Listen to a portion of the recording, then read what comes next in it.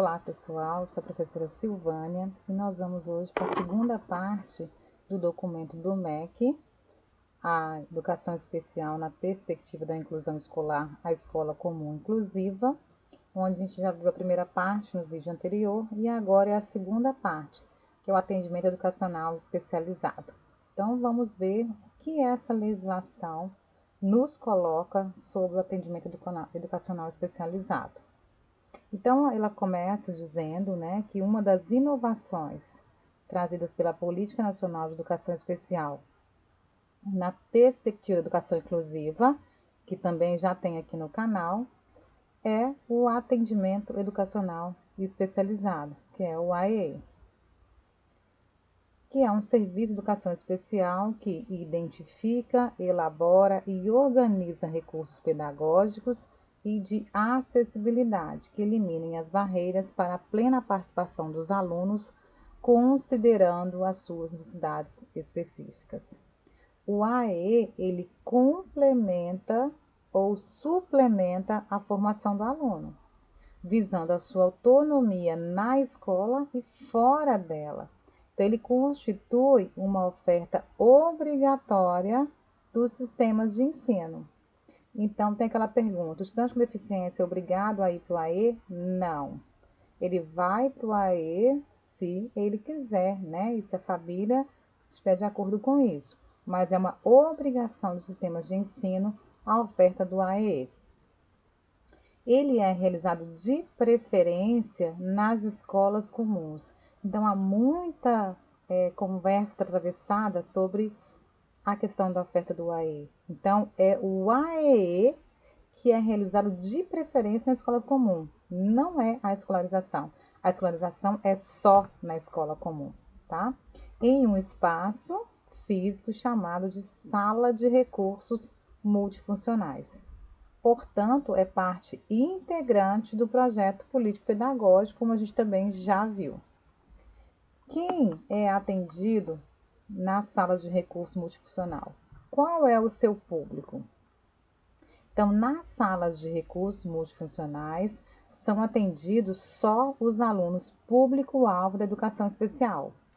E onde está previsto? Eles estão previstos na Política Nacional de Educação Especial, na perspectiva de educação inclusiva. Então, aqui estão eles, são os alunos com deficiência, são aqueles que têm impedimento de longo prazo, de natureza física, mental, intelectual ou sensorial, os quais, em interação com diversas barreiras, podem obstruir sua participação plena e efetiva na sociedade, em igualdade de condições com os demais.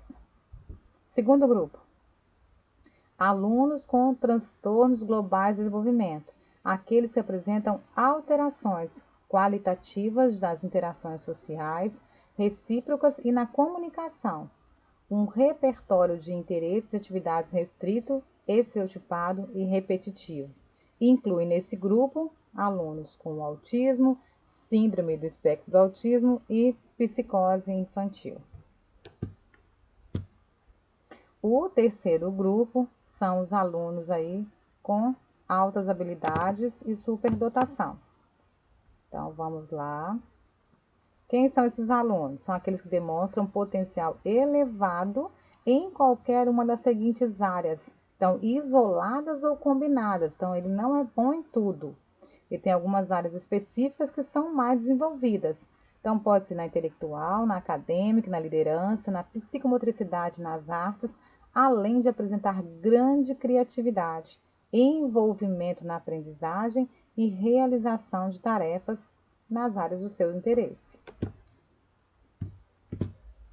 A matrícula no AE, ela é condicionada à matrícula no ensino regular. Então, o estudante pode matricular só no AE? Não. Ele tem que estar matriculado na escola comum, tá? Na escola regular. Então, pode ser oferecido na rede pública ou privada sem fins lucrativos. Na perspectiva da educação inclusiva, o processo de reorientação das escolas especiais e centros especializados requer a construção de uma proposta pedagógica que institua nesses espaços, principalmente, serviços de apoio às escolas para a organização das salas de recurso. Então, continuando, o motivo principal de o AE ser realizado na própria escola do aluno está na possibilidade de que suas necessidades educacionais específicas possam ser atendidas e discutidas no dia a dia escolar. Então, é muito interessante quando o aluno consegue fazer o atendimento de educação especializado na sua própria escola, porque fica mais fácil essa conversa, esse diálogo entre as pessoas que atuam no ensino regular e na educação especial, ou seja, entre o professor da sala comum e o professor do AE. Dessa forma, o ambiente é um ambiente de formação, né, comum para todos. A articulação da escola comum e a educação especial. Quais são as ações e as responsabilidades que devem ser compartilhadas?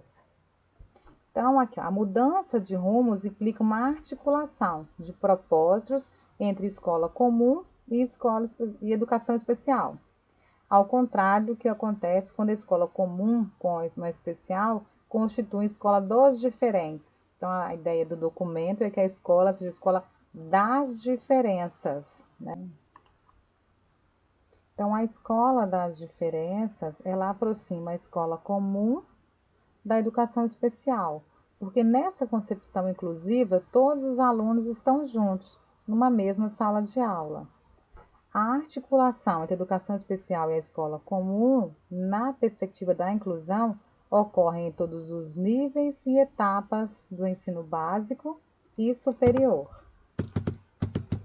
Para oferecer melhores condições possíveis de inserção no processo educativo formal, o AE é ofertado preferencialmente na mesma escola comum em que o aluno estuda, né, para facilitar a interlocução entre os dois professores.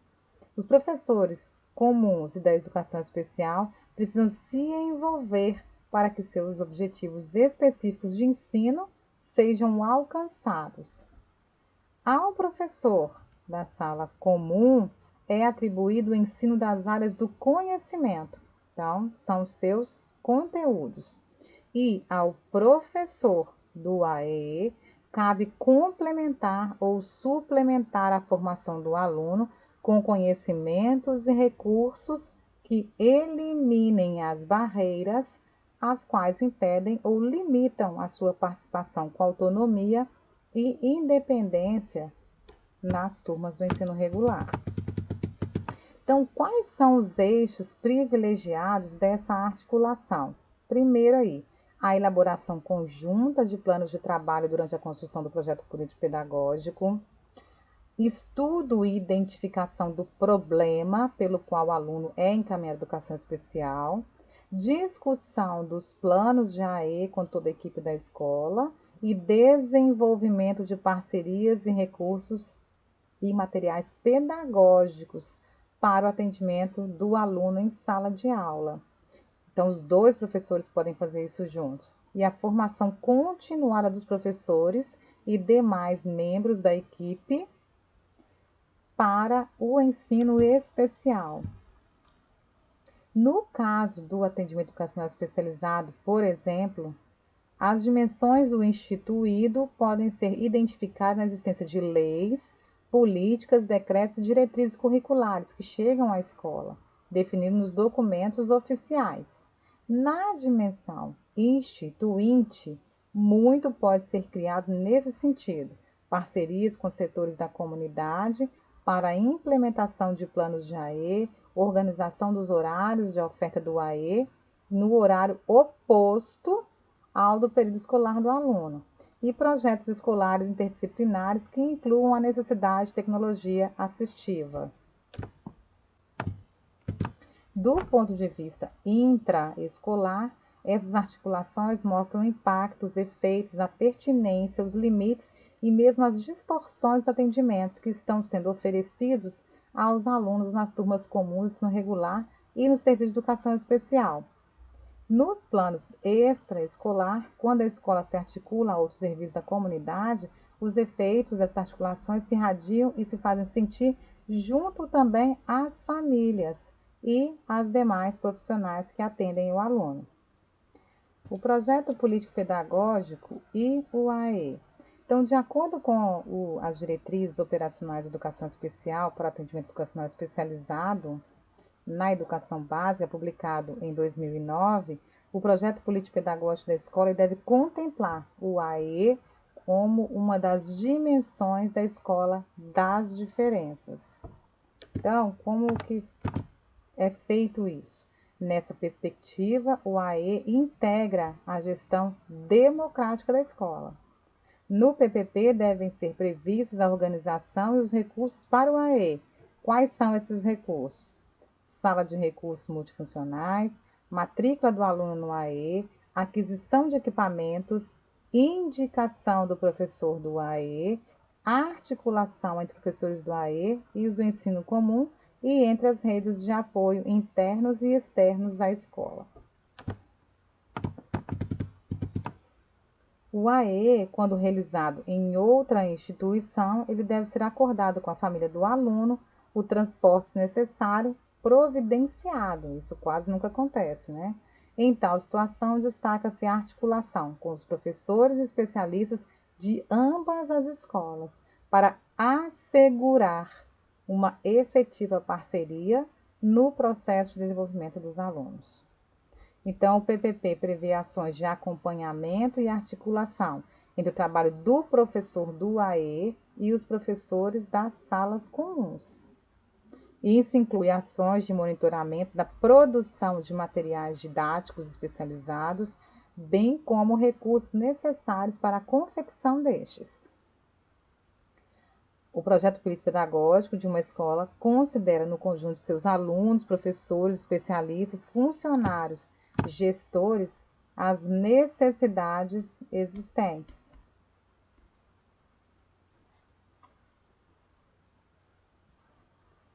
No caso do AE, por fazer parte da organização do PPP, esse deve estipular o horário dos alunos, oposto ao que frequentam a escola comum, e proporcional às necessidades indicadas no plano do AE. O horário do professor, previsto para que possa realizar o atendimento dos alunos, preparar material didático, receber famílias dos alunos, os professores da sala comum e os demais profissionais que estejam envolvidos. Na operacionalização do processo de avaliação institucional, caberá à gestão zelar para que o AE não seja descaracterizado das suas funções e para que os alunos não sejam categorizados, discriminados e excluídos do processo avaliativo utilizado pela escola. O PPP define os fundamentos da estrutura escolar e deve ser coerente com os propósitos de uma educação que acolha as diferenças. Sendo assim, não poderá manter um caráter excludente e próprio das escolas dos diferentes. Como deve ser feita a oferta e a organização do AEE? O Decreto 6571, de 17 de dezembro de 2008, é que dispõe sobre atendimento educacional especializado. Então, o que ele diz? Né? Que, através do Fundeb, os alunos público-alvo de educação especial, que são os alunos com deficiência, transtornos globais de desenvolvimento, altas habilidades de superdotação, todos que estão matriculados na rede pública de ensino, eles admitem o cômputo duplo das matrículas. Então, todo aluno da escola pública que é matriculado na escola, que é matriculado na sala de AEE, é computada uma dupla matrícula. Então, esse decreto possibilita às redes de ensino o investimento na formação continuada dos professores, na acessibilidade do espaço físico e do mobiliário escolar, na aquisição de novos recursos de tecnologia assistiva, entre outras ações previstas na manutenção e desenvolvimento de recursos para a organização e oferta do AE. Essas diretrizes operacionais elas reiteram que, no caso da oferta do AE ser realizado fora da escola comum, em centros de atendimento, público ou privado, a oferta conste também do PPP do referido lugar, né, do referido centro. Eles devem seguir as normativas estabelecidas pelo Conselho de Educação, tá? Então, conforme as diretrizes para atendimento educacional especializado, são exigidas as seguintes condições. Então, aí, matrícula na classe comum e na sala de recurso multifuncional da mesma escola, matrícula na classe comum na sala de recursos de outra escola, matrícula na classe comum em centro de atendimento educacional especializado público, matrícula na classe comum e no centro de atendimento educacional especializado privado, sem fins lucrativos. A organização do atendimento educacional especializado considera as peculiaridades de cada aluno. Alunos com a mesma deficiência podem necessitar de atendimentos diferenciados. Então, o primeiro passo é o planejamento, né? Então, não é saber diagnóstico, causa, prognóstico, nada. É planejar, porque antes da deficiência vem a pessoa, o aluno, com a sua história de vida, sua individualidade, seus desejos e suas diferenças. Isso é muito importante. Então, há alunos que frequentarão o AE mais de uma vez por semana e outros menos. Então, não existe um roteiro, um guia, uma fórmula. Quem vai definir isso é o professor do AE, né, através do plano de AE. Na organização do AE, é possível atender aos alunos em pequenos grupos, se as necessidades deles forem comuns a todos. E é possível, por exemplo, atender um grupo de alunos com surdez para ensinar Libras. Então, aqui a gente tem algumas imagens que estão no documento de sala de recursos. Então, é uma professora ensinando a língua portuguesa escrita para crianças com surdez. Esse apresenta recursos visuais, esse ambiente, né, tem aí recursos visuais fixados na parede. Então, os planos do AE, eles resultam das escolhas do professor, quanto a recurso, equipamento, apoio, né, tudo isso para que possa eliminar barreiras que impedem o aluno de ter acesso ao que é ensinado na turma toda. O professor do AE acompanha a trajetória acadêmica dos seus alunos no ensino regular, para que eles atuem de forma autônoma na escola e também em outros espaços de sua vida social. Na perspectiva da inclusão escolar, o professor de educação especial não é mais um especialista de uma área específica. Suas atividades desenvolvem-se preferencialmente nas escolas comuns, cabendo-lhes o quê? No atendimento educacional especializado aos alunos público-alvo da educação especial. E esse professor tem as seguintes atribuições, tá? A primeira aí, ó, identificar, elaborar, produzir e organizar recursos pedagógicos de acessibilidade e estratégias, considerando as necessidades específicas dos alunos, de forma a construir um plano de ação para eliminá-las. Então, aqui tem mais uma imagem de uma sala de recursos, e aí são equipamentos e materiais pedagógicos para alunos com deficiência visual. Então, tem a máquina Braille, um reglete, né? E aí as atividades, um globo terrestre. Outra função, reconhecer as necessidades e habilidades do aluno. Então, essa é uma função do professor do AE. Através dessa elaboração, através dessa constatação, ele vai elaborar o plano de AE, definindo o tipo de atendimento para cada aluno. Então, aí mais um recurso que o documento coloca, mostra um aluno com deficiência visual utilizando recursos de informática acessível. Outra função que está aí é produzir materiais, né, tais como textos, materiais didáticos, quadros, textos ampliados, gravados, né, e outras indicações. E tem aí mais uma imagem do documento, onde mostra uma aluna com paralisia cerebral em sala de aula comum, fazendo uso da prancha de comunicação alternativa, que também é um material aí criado pelo professor do AE de acordo com as necessidades da sala de aula. E aí tem outros materiais produzidos com papel cartão para ensino de Libras, cada imagem é acompanhada do sinal de Libras e da palavra em língua portuguesa. A letra D continua aí nas atribuições do professor do AE, que é elaborar e executar o plano do AE, avaliando a funcionalidade e a aplicabilidade dos recursos educacionais e de acessibilidade. A letra E vai falar que tem que organizar o tipo e o número de atendimentos. Então, esse aluno vai ser atendido em grupo, individual, qual vai ser o horário, quantas vezes por semana, ele vai ser atendido na sala de aula, em algumas vezes, tem necessidade de ensinar o professor da sala comum a usar esse recurso. Então, tudo isso vai ser organizado pelo professor do AE, a função dele. Outra coisa, que eu também já falei aqui em cima, é acompanhar a funcionalidade e aplicabilidade dos recursos pedagógicos na sala de aula comum.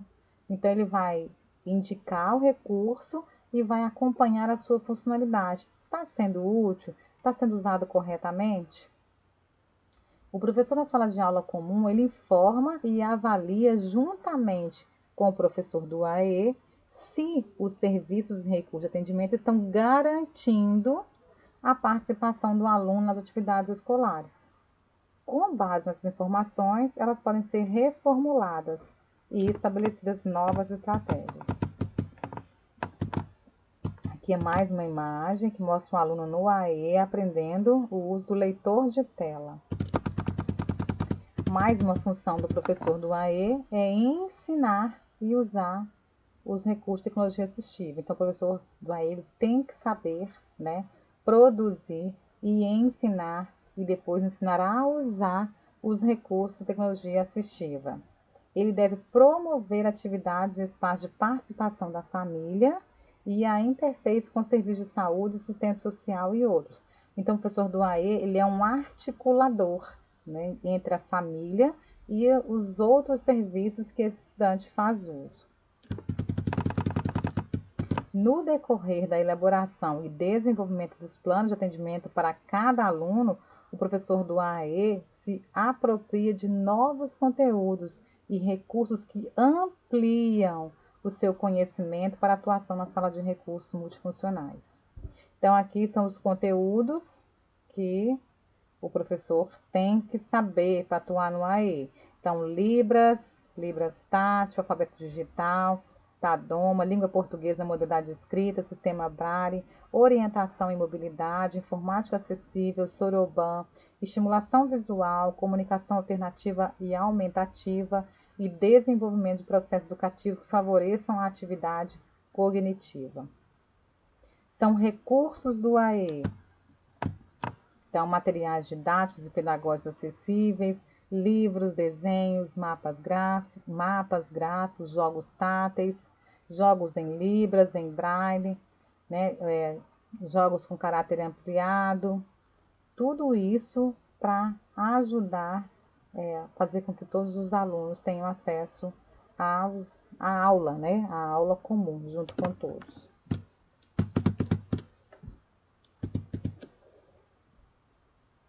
Então, o desenvolvimento do processo de ensino-aprendizagem é favorecido pela participação da família dos alunos, Sem a família não dá para trabalhar. Para elaborar e realizar os planos de AE, o professor necessita dessa parceria em todos os momentos, inclusive nas reuniões e visitas, entrevistas que vão fazer com outros profissionais que também atendam esse estudante, As parcerias intersetoriais e com a comunidade, onde a escola está inserida, estão entre as prioridades descritas aí no projeto político-pedagógico, que vai ajudar aí a desenvolver com maior facilidade o trabalho do professor do AE. Qual é a formação dos professores para atuarem no atendimento de educação especializada? Então, para atuar no AE, os professores devem ter formação específica para esse exercício, que atenda aos objetivos da educação especial na perspectiva da educação inclusiva. Nos cursos de formação continuada, de aperfeiçoamento e de especialização indicados para essa formação, os professores atualizarão e ampliarão seus conhecimentos em conteúdos específicos do AE, para melhor atender esses alunos. Essa formação também está dentro do PPP, ser um de seus objetivos. E aí a gestão escolar compete a implementar as ações que garantam a formação das pessoas envolvidas direta ou indiretamente nas unidades de ensino, para atuar nessa sala. Então, para a formação em nível de aperfeiçoamento e especialização, a proposta é que sejam realizadas ações de formação fundamentadas em metodologias ativas de aprendizagem, tais como estudo de caso, aprendizagem baseada em problemas e aprendizagem baseada em casos, trabalhos com projetos e aprendizagem colaborativa em rede. Então, essa aqui é uma maneira de se obter uma formação que atenda a essas expectativas aqui em relação à aprendizagem. Essas metodologias trazem novas formas de produção e organização do conhecimento e colocam o aprendiz no centro do processo educativo, dando-lhe autonomia e responsabilidade pela sua aprendizagem, por meio da identificação e análise dos problemas e da capacidade para formular questões e buscar informações para responder essas questões. Essas propostas colocam o aprendiz como protagonista do processo de ensino e de aprendizagem e agrega valor educativo aos conteúdos da formação. Os conteúdos não se tornam a finalidade, mas os meios de ensino. As metodologias ativas de aprendizagem têm como características o fato de desenvolverem em pequenos grupos e apresentarem problemas contextualizados. Trata-se de um processo ativo, cooperativo, integrado e interdisciplinar. Ele estimula o aprendiz a desenvolver os trabalhos em equipe, ouvir opiniões, considerar o contexto ao elaborar as propostas das soluções, tornando-o consciente do que ele sabe e do que precisa aprender. Motivam a buscar as informações relevantes, considerando que cada problema é um problema e que não existem receitas para solucioná-los. Entre as diversas metodologias, a aprendizagem colaborativa em rede, construída a partir de uma metodologia de aprendizagem baseada em problemas, foi desenvolvida para um programa de formação continuada à distância de professores do AEE. Seu foco é a aprendizagem colaborativa, o trabalho em equipe, contextualizado na realidade do aprendiz. E aí o texto também continua falando um pouco mais dessa aprendizagem colaborativa em rede, qual a sua proposta, né, e as tecnologias. Essas e outras ferramentas possibilitam viabilizar a construção coletiva do conhecimento em torno das práticas de inclusão. E o mais importante, socializar essas práticas e fazer delas um objeto de pesquisa. Então, sintetizando, o professor do AE é um professor pesquisador, um professor colaborador. Com esse, nós terminamos a segunda parte do documento, a escola especial na perspectiva da inclusão escolar, a escola comum inclusiva. Vamos passar agora para a terceira parte desse documento. Faz inscrição aqui no canal e deixe seu like para continuar tendo acesso a esse material. Boa sorte nas provas!